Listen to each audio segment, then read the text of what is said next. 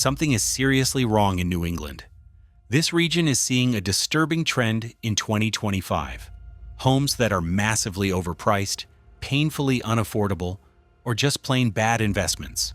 Buyers are pulling back, sellers are panicking, and certain cities are sitting on a bubble that's about to burst. Here are 15 New England cities where buying a home in 2025 would be the worst decisions you could ever make. Let's talk about New Haven, Connecticut. Home to Yale University and a deep cultural history, New Haven might look like a dream on paper, but beneath the Ivy League polish, there's a serious real estate problem. The population is just under 134,000, but housing demand has far outpaced wage growth. The median home price has climbed to nearly $340,000, while the median household income hovers around $47,000. That disconnect has pushed New Haven into one of the worst affordability brackets in all of New England. And now that interest rates have stayed high into 2025, buyers are backing off. Even worse, New Haven ranks among the top 10 cities in the country for mortgage delinquency rates this year. A Zillow report from early 2025 showed a 13% rise in listings sitting on the market for over 90 days, signaling a fast-cooling market. Investors who bought in 2020 or 2021 are now trying to unload, and many are listing at a loss. Throw in struggling public schools, a long-running crime issue, and underfunded infrastructure, and New Haven is starting to feel like a housing trap rather than a smart investment. Manchester is the largest city in New Hampshire. With a population of just over 115,000, it has a rich industrial history and a lively art scene. But don't let the granite charm fool you. This city is becoming one of the riskiest places to buy real estate in the region. From 2019 to 2023, Manchester saw home prices surge by more than 55%, largely driven by Boston transplants looking for affordability. But in 2025, those gains have stalled, and now prices are beginning to slide. The median home price now sits around $390,000, but many buyers are starting to wait things out. A big issue here is inventory. A building boom during the pandemic led to overdevelopment in certain parts of the city.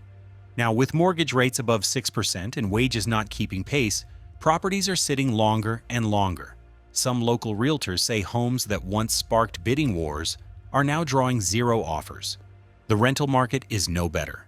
Vacancy rates have increased by 20% since late 2023, and landlords are struggling to fill units. This oversaturation is dragging down values across the board.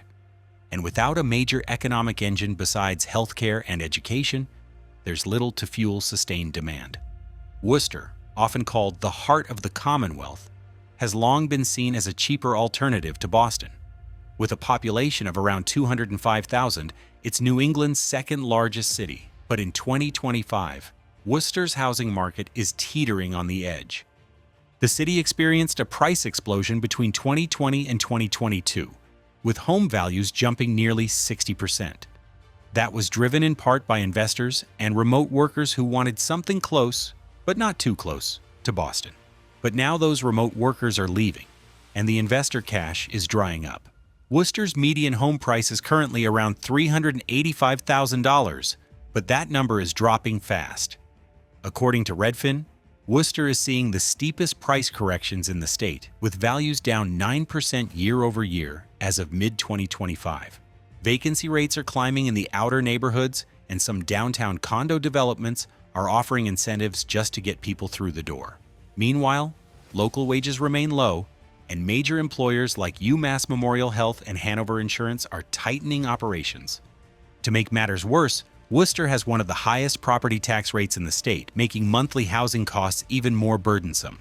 Combine that with underwhelming infrastructure and rising crime in certain districts, and it's easy to see why many would-be buyers are keeping their wallets closed.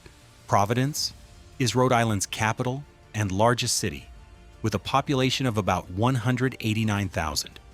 It has always lived in the shadow of its larger neighboring cities, and for a while that worked to its advantage.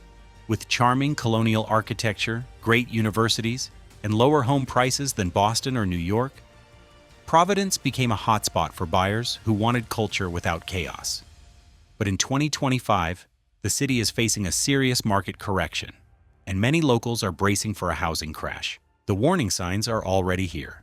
Prices in Providence shot up nearly 50% between 2020 and 2022, fueled by out-of-state demand and record-low interest rates. But now that growth has stalled. Sales volume is down 22% from last year, listings are piling up, and price reductions are becoming the norm.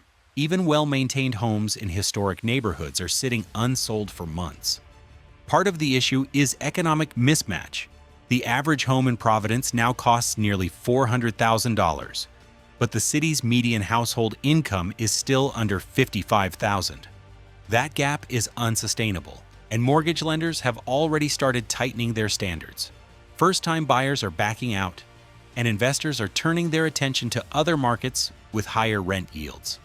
Providence also faces some uniquely Rhode Island problems. Property taxes are among the highest in the nation, and decades of underinvestment in roads, transit, and schools have started catching up. Flood risk along the Seekonk and Providence rivers has pushed insurance premiums higher, especially in the city's older neighborhoods. Even the presence of major universities like Brown and RISD hasn't been enough to stabilize the market. With rising tuition costs and fewer students opting to live off campus, rental demand is softening, which hits multifamily owners hard. At the same time, younger workers are leaving for states with better wages and lower taxes. Providence was once a compromise city, but now it's caught between high prices and low economic energy. Unless something shifts dramatically, this market could see a long, painful reset. Stamford, Connecticut is a worrisome one. This city was once the poster child for the NYC alternative. Located just 45 minutes from Manhattan by train with a polished downtown and a skyline that looks more like a mini metropolis than a suburb, Stamford attracted a flood of remote workers during the pandemic.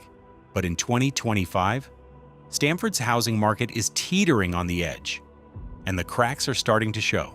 Home prices in Stamford surged past $600,000 during the peak, pricing out longtime residents and attracting a wave of New York investors.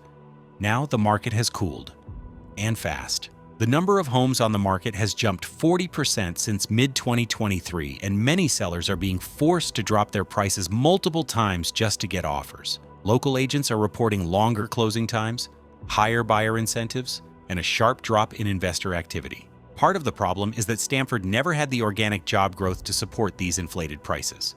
Aside from a few financial firms and media companies, Stamford's economy is heavily reliant on commuting professionals. And now that many companies are pulling workers back into the office, the idea of living in Stamford just to avoid the city isn't as appealing, especially not at today's price points. Another key issue is affordability relative to neighboring markets. Cities like Bridgeport and Norwalk now offer better value with more flexible zoning laws. Stamford, meanwhile, remains expensive but with limited upside, making it unattractive to both buyers and builders. And with interest rates still elevated and property taxes among the highest in the region, there's little relief in sight. Stamford was riding a commuter boom that no longer exists. What remains is a market that overshot reality and is now coming back down to earth. Portland, Maine used to be one of the country's best-kept secrets, a scenic coastal city with incredible seafood, walkable neighborhoods, and an artsy, progressive vibe, all without the crushing density of Boston or New York. But that secret's been out for a while now, and after years of rapid growth and speculation, Portland's housing market is finally hitting the brakes. Between 2020 and 2022, the average home price in Portland jumped by more than 40%. Remote workers flooded in, Airbnb investors bought up blocks of historic homes, and locals found themselves priced out almost overnight. But in 2025, the script is flipping. Home prices in Portland have already begun declining, with a 7% drop over the past year, and local realtors are warning that's just the beginning. One of the biggest warning signs is demand. Inventory is up 32% compared to 2023, but homes are sitting on the market nearly twice as long. And the city's rental-to-buy investor crowd has thinned dramatically, especially after Portland passed new short-term rental regulations and stricter zoning for multi-unit conversions. The deeper problem, though, is economic stagnation. Portland's biggest industries, tourism, healthcare, and education, haven't kept pace with the cost of living. The job market is heavily seasonal, and for younger professionals, there's a growing sense that career advancement means leaving town entirely. When your local job base can't support median home prices nearing $500,000, buyers either stop looking or look elsewhere. Add in the fact that Portland's housing stock is older, maintenance costs are rising, and coastal flood insurance is eating into margins, and the city starts to look more risky than charming. The city that once felt like a safe bet for investors and first-time buyers now looks increasingly unstable. Analysts say Portland is due for a sharp correction, and the first signs are already here. Listings are lingering, bidding wars are gone, and average sale prices are dipping. For buyers hoping for long-term value, this market looks more like a trap than a treasure. Just south of Boston sits Brockton, a working-class city that's no stranger to tough times. Known historically as the City of Champions for its boxing legends like Rocky Marciano, Brockton has always prided itself on resilience. But when it comes to the housing market in 2025, resilience only goes so far. Brockton has over 105,000 residents and has seen wild swings in home values over the past few years. During the pandemic, prices surged by nearly 50%, thanks to investors and priced-out Bostonians looking for somewhere, anywhere, more affordable. But that gold rush created a massive problem. Homes here are now dramatically overvalued compared to local wages. The current median home price is hovering around $470,000, while the average household income remains under $75,000. That mismatch has pushed the affordability index into dangerous territory. Mortgage defaults in Plymouth County are up 22% from last year, and Brockton is leading the trend. Many of the people who bought homes here in 2021 or 2022 now find themselves underwater, stuck with inflated mortgages they can't refinance. And with interest rates still high, new buyers simply aren't stepping in to prop up demand.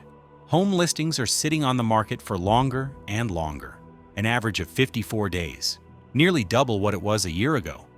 Even longtime landlords are feeling the pinch. Rents are softening, evictions are rising, and the market is oversaturated with investor-owned duplexes that no one wants to pay top dollar for anymore. Unless Brockton sees a sudden wave of new jobs or a dramatic drop in rates, housing prices here are on track for a hard and fast correction.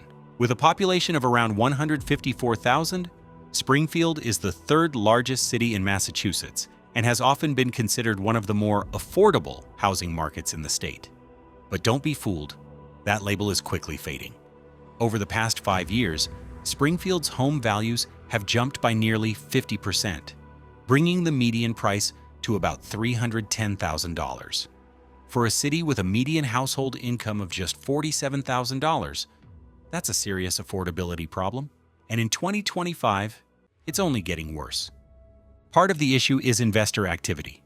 Between 2020 and 2023, real estate investors bought up properties in bulk, turning them into rentals or flipping them for quick profits. That created artificial demand, and now that demand is collapsing. Investor pullback is already underway, and many of those homes are hitting the market again just as buyers disappear. Meanwhile, Springfield faces major economic headwinds. The city's manufacturing base has declined, healthcare and education jobs have plateaued, and its public school system continues to struggle. As a result, the city is seeing a slow but steady population decline. In fact, Springfield is projected to lose 3 to 5% of its population by 2026. Add in rising crime, limited public transit options, and some of the highest property taxes in Massachusetts, and it's easy to see why experts are calling Springfield a high-risk market. What looked affordable a few years ago is now overpriced and unstable. Nashua used to be a sleeper pick for homebuyers, close to Boston, with no income tax, and a quaint New England vibe. But in 2025, it's shaping up to be one of the most overinflated housing markets in the region. With just over 91,000 residents, Nashua isn't massive, but its housing costs have ballooned beyond all logic. The median home price has climbed to around $515,000, while the median income is under $85,000. That kind of imbalance was manageable when mortgage rates were low, but now it's a recipe for disaster. The problem started with the Boston spillover. During the pandemic, buyers fled urban centers and rushed into cities like Nashua, causing home values to spike. But that demand was temporary. In 2025, those same buyers are backing out, especially with hybrid work becoming the norm again. The once hot market is cooling fast and homes are sitting longer. Inventory is on the rise. Real estate reports show a 28% increase in active listings compared to 2024, and sellers are slashing prices to compete. Some neighborhoods have seen price drops of 10% or more in just the past 6 months. Worse still, the local economy isn't strong enough to keep propping the market up. Job growth has slowed, the tech sector is retreating, and property taxes continue to climb. Nashua may look charming from the outside, but right now, its housing market is a risky bet with all the warning signs flashing red. Lynn, Massachusetts, was once one of the state's most vital industrial cities. In the 1800s, it was known as the shoe capital of the world. Today, Lynn is a commuter city of over 100,000 residents, sitting just a few miles north of Boston. But despite its close proximity to the capital, Lynn's housing market is sitting on the edge, and many real estate experts are saying it's only a matter of time before it starts to slide. Median home prices in Lynn reached nearly $470,000 in early 2024, which sounds affordable compared to Boston, but not when you consider local income levels. The median household income in Lynn is under $70,000, which means a large percentage of buyers are stretching themselves thin just to afford a modest property. At the same time, housing inventory is rising. New multi-unit developments have added hundreds of listings to the market, but buyers aren't biting. In fact, active listings have gone up 35% in the past 12 months, while sales volume has dropped. Part of the hesitation comes from Lynn's long-standing issues with crime, underfunded public schools, and aging infrastructure. While there have been revitalization efforts in the downtown area, many neighborhoods still lack essential services. And with mortgage rates still high, buyers looking for long-term value are turning to other cities with better reputations and stronger growth. Real estate in Lynn once looked like a steal compared to Boston. Now it's looking like a risk. And unless something changes fast, housing prices here could be the next to tumble. Located just south of Providence, Warwick has about 83,000 residents and plenty of coastal charm. But in 2025, that charm isn't translating to housing market stability. The median home price in Warwick now sits at around $395,000, up more than 35% since 2020. That might not sound terrible compared to Boston or Stamford, but the local economy simply doesn't support those numbers. The city's biggest employers are in healthcare, education, and aviation services, sectors that aren't exactly booming right now. And then there's the flood risk. Much of Warwick sits on low-lying land near Narragansett Bay, and climate change is becoming a growing concern. FEMA updated its flood maps in late 2024, and hundreds of Warwick homes were reclassified into high-risk zones. That means higher insurance premiums, and in some cases, banks requiring flood insurance for the first time. The result? Buyers are backing off, listings are sitting longer, and realtors report increased negotiation leverage on the buyer side. According to local MLS data, more than 22% of homes on the market have had at least one price cut since January 2025. With climate risk, economic stagnation, and inflated home values, Warwick no longer looks like a smart place to park your money. Unless you're buying with cash and don't mind the flood insurance, it's a city to approach with serious caution. Dover is one of New Hampshire's oldest towns, a picturesque community with colonial roots and a population of just over 32,000. But beneath its charming facade, Dover is facing a serious housing correction in 2025. Home values here surged during the pandemic as remote workers and Boston area expats fled cities and snapped up properties across southern New Hampshire. In just 3 years, median home prices jumped from around $350,000 to well over $500,000. But those days are over. Today, demand is slowing rapidly. Homes are sitting on the market longer, and a growing number of sellers are slashing prices. With more than 22% of listings in early 2025 seeing at least one price drop. What happened? For starters, Dover's job market is limited. It has a strong healthcare and education presence, but lacks major corporate employers. A large portion of the population commutes to Portsmouth, or even across the border into Massachusetts. And as gas prices rise and remote work becomes less common, that commute is starting to feel like a burden. There's also the issue of affordability. Property taxes in New Hampshire are some of the highest in the country, and Dover is no exception. On a $500,000 home, annual taxes can easily exceed $9,000.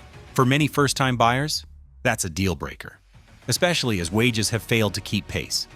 With slowing population growth, high carrying costs, and a lack of economic catalysts, Dover's housing market is showing every sign of cooling. For buyers expecting appreciation, 2025 may be the year this New Hampshire gem starts to lose its shine. Pawtucket might be small in size, but its housing market is setting itself up for a big fall. Tucked just north of Providence, this old mill town was once a thriving industrial hub. These days, it's trying hard to reinvent itself with new developments and artist lofts, but under the surface, the market is looking shaky. The median home price in Pawtucket now sits around $360,000, which might not sound outrageous by national standards, but when you consider that the median household income is under $55,000, it starts to look dangerously inflated. That's nearly 7 times the income-to-home price ratio, well above the sustainable threshold. Even more concerning is the investor activity. Over 27% of homes sold in Pawtucket in the past 2 years went to outside investors, many from out of state, hoping to turn a quick profit. As interest rates climbed, those same investors began backing out, leaving a glut of overpriced listings sitting stale. The rental market isn't helping either. Rents in Pawtucket have plateaued, and vacancy rates are quietly rising. The city's aging housing stock, combined with limited job growth and the draw of nearby Providence, is pushing younger buyers and renters elsewhere. Foreclosures in the county are up 19% since last summer. If Pawtucket doesn't see a serious economic boost soon, housing prices will likely slide back down to earth, and fast. Quincy, Massachusetts has always benefited from its location. With just a 20-minute drive or train ride into Boston, this city of over 100,000 residents has long attracted professionals looking for more space and slightly cheaper homes. But in 2025, those advantages are starting to unravel, and the housing market is already reacting. During the pandemic, Quincy saw a sharp influx of buyers priced out of Boston. As a result, median home values spiked to over $650,000. But now those gains are under threat. Inventory has risen nearly 30% since mid-2023, and a recent report from the Massachusetts Housing Partnership listed Quincy among the top 5 cities in the state most at risk of a housing correction. The reason? Oversaturation. Several large apartment complexes and condo developments were approved between 2021 and 2023, and now they're all hitting the market at once, just as buyer interest begins to dry up. Rising flood insurance costs are adding more pressure. Quincy has over 27 miles of coastline, and repeated storm surges, especially the December 2023 nor'easter, left many homeowners with costly damages and rising premiums. In some neighborhoods, annual flood insurance jumped by over 40% in a single year. That's made some areas virtually unsellable to first-time buyers. While Quincy still offers decent transit access and a walkable downtown, many buyers are questioning the long-term investment. And if interest rates stay high or Boston's job market falters, Quincy could be one of the first greater Boston cities to see home prices fall hard and fast. New Britain, Connecticut, nicknamed Hardware City for its industrial roots, has seen better days.